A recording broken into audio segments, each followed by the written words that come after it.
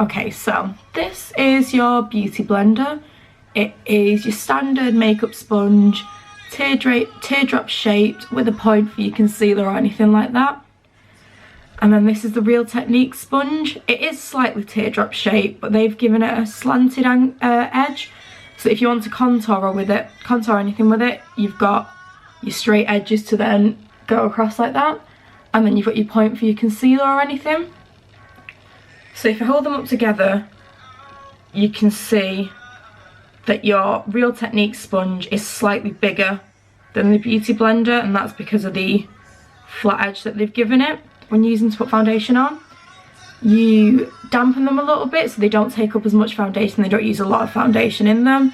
So I'm going to dampen them now and then we'll see how big they get.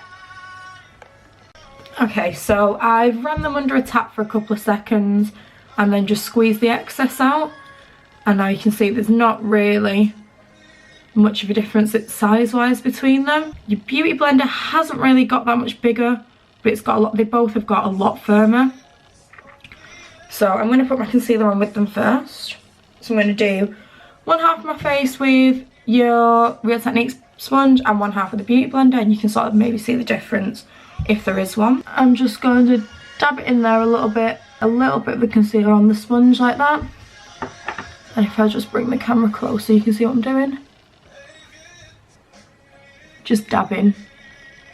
I think with a point, if you squeeze it and sort of put it in, it takes a bit more and you can really get in right up to the eye line. So I'm going to do the same thing with the Real Techniques brush, the Real Techniques sponge, sorry. So I'm just going to do the same. I'm just going to dab it along.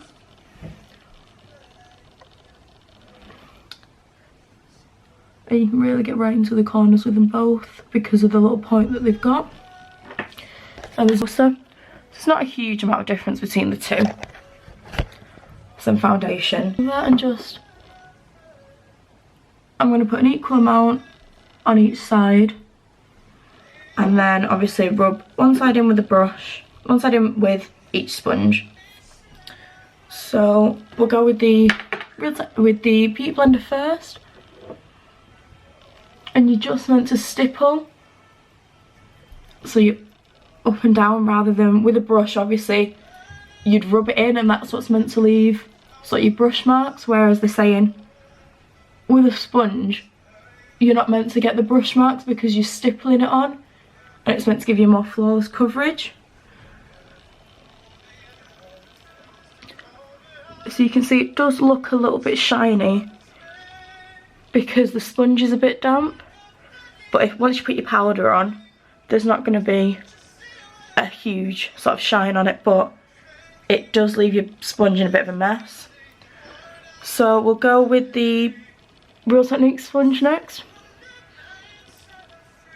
This one does feel a lot more wet, it feels like it retains a lot more water. And it does feel a lot firmer, so you can sort of press on a little bit more.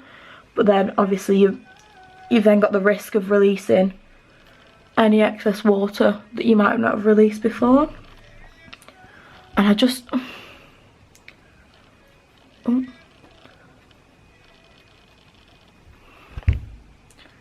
there doesn't seem to be much difference. You just need to make sure, obviously, because I'm not doing it super close to the mirror, there will be little bits that I've left. So you can see there's not a huge amount of difference between the two. Again, your sponges are filthy, but with the point you can really get into those little narrow spaces because you obviously don't want to leave any lines. Your Real Technique sponge does feel firmer when I put it on with a brush, so I think it's definitely worth using your sponges. I don't think there's a huge amount of difference between the two. Your Real Techniques is firmer compared to your Beauty Blender, but I think it's nice that you've got the flat base on the Beauty Blender so you can really get sort of big areas, because you don't want to spend ages sort of dabbing with it like I did with the end. Quite a good idea, so then you can get really into the small spaces in the eyes or just around the neck and around the nose.